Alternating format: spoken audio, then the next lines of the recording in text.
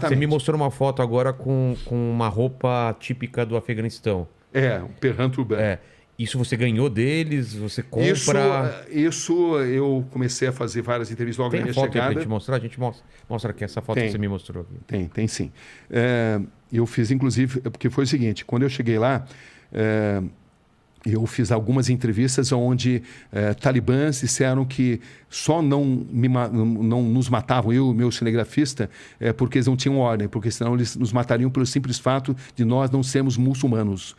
E um rapaz que eu conheci ali localmente, que era muito inteligente, intelectualizado e que serviu como tradutor, né? Ele falava inglês muito bem e falava também o Dari, que é o persa, e falava o pashtun, que é a língua predominante entre os talibãs, e ele me aconselhou a usar essa roupa. Deixa eu ver. Que é essa. Opa, peraí que estava aqui.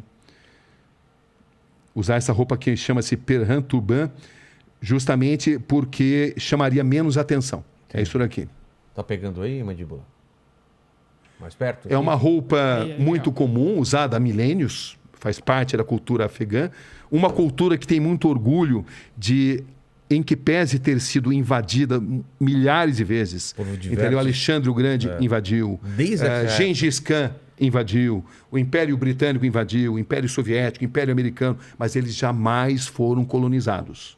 E eles têm muito orgulho disso. Eles nunca foram aculturados. Entendi. Eles mantêm até hoje a Eles têm esse orgulho, exatamente. Então, o Talibã é apenas um dos grupos, né? A gente não pode julgar afegãos apenas pelo Talibã e não pode não pode julgar o Talibã sob uma ótica maniqueísta. Temos que saber que o Talibã, eles têm uma visão tribal do Alcorão, uma parte, essa interpretação radical da Sharia, que é a lei islâmica, ela tem um peso muito forte dos usos e costumes tribais. E por isso que eles são tão radicais. Mas se você comparar o ISIS-K, que é uma vertente do Estado Islâmico, né? E que nasceu ali naquela região e que hoje é o principal inimigo do Talibã, o ISIS-K é muito mais radical, porque o ISIS-K prega a formação de um grande Estado muçulmano, onde qualquer sociedade não muçulmana seja considerada inimiga. E deve ser eliminada. O Talibã já não. O Talibã já prega que um Estado islâmico dentro do território deles, entendeu? Então eles são, embora os dois sejam sunitas, tanto o ISIS-K quanto o Talibã sejam sunitas, eles têm visões bem diferentes, né, daquilo que deva ser feito. Se você comparar com o ISIS-K, o Talibã é mais moderado. E o Talibã, de moderado, não tem nada. É só ver o que eles fazem com as mulheres, cerceiam os direitos das mulheres, a interpretação radical da Sharia, cortam as mãos daqueles não muçulmanos, dos que roubam. Todo ladrão vai ter a sua mão cortada. Entendeu? Quando o Talibã assume o poder, existe um fenômeno que acontece imediatamente, que é a queda de criminalidade comum. Pela interpretação da Sharia, pela implementação da Sharia. Entendeu? Pego roubando, corta a mão. Corta a mão. Adúltera. Pedrada? Pedrada, exatamente. Apedrejamento. Então, eles têm assim, uma visão muito radical, né? Mas é difícil a gente entender isso, né? Porque é uma coisa tão enraizada. É difícil. E esse, Rogério, é um erro muito comum de jornalistas internacionais analisar uma cultura diversa mediante seus próprios valores. Não dá. É uma coisa preconceituosa e você não analisa a cultura diversa com seus próprios valores. Você precisa entender um contexto.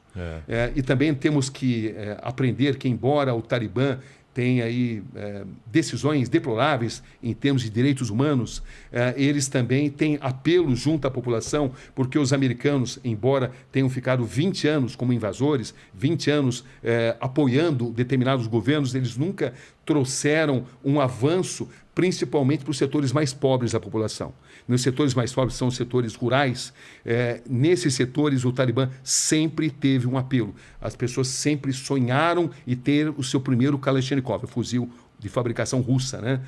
Então, por quê? Porque os americanos melhoraram muito para as populações mais abastadas. As populações mais intelectualizadas sempre tiveram grandes benefícios, mas os americanos apoiaram muito os governos corruptos, principalmente na construção civil.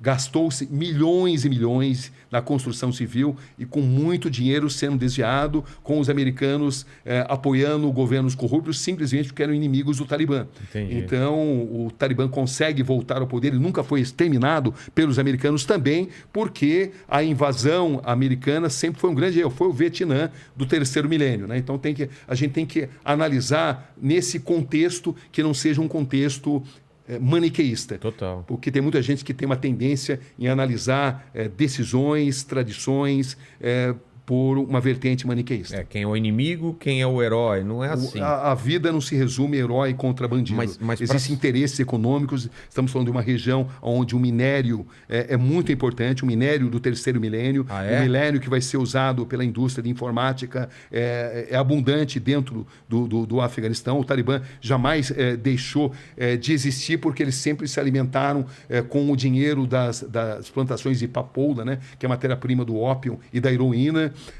Embora o islamismo condene o uso de drogas, né, suas contradições, mas eles sempre precisaram se capitalizar através do dinheiro das drogas. Enfim, são essas questões que precisam ser analisadas com a devida profundidade, sempre sabendo-se que não se trata de uma história de mocinho contra bandido. Exatamente. Todo mundo tem interesse ali. As principais potências, os russos, os chineses, os paquistaneses, os americanos, todos têm interesses. E a maioria desses interesses não são exatamente nobres. E é o lugar onde nasceu a civilização, praticamente, né? Essa região aí do Iraque, né? A região do Iraque, exatamente. Antiga A confluência Babilônia, do rio, né? A Babilônia, a confluência do rio Tigre com o rio Eufrates é descrita pela Bíblia como o Jardim do Paraíso, onde estava o Jardim do Paraíso na Babilônia.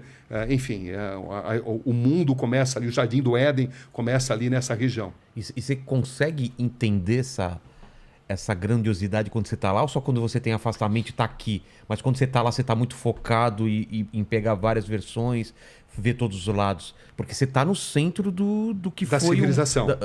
A civilização antiga. Com certeza. Totalmente. E não deve ter mudado muito, É claro né? que... bom, você vê, você falou em Babilônia. Saddam Hussein reconstruiu a Babilônia e fez uma obra de péssimo gosto, né? De nenhum tipo de apuro assim, histórico. Ele reconstruiu, entendeu? Com uma arquitetura totalmente defasada, nada representativa da arquitetura da época. Né? Exatamente do que foi.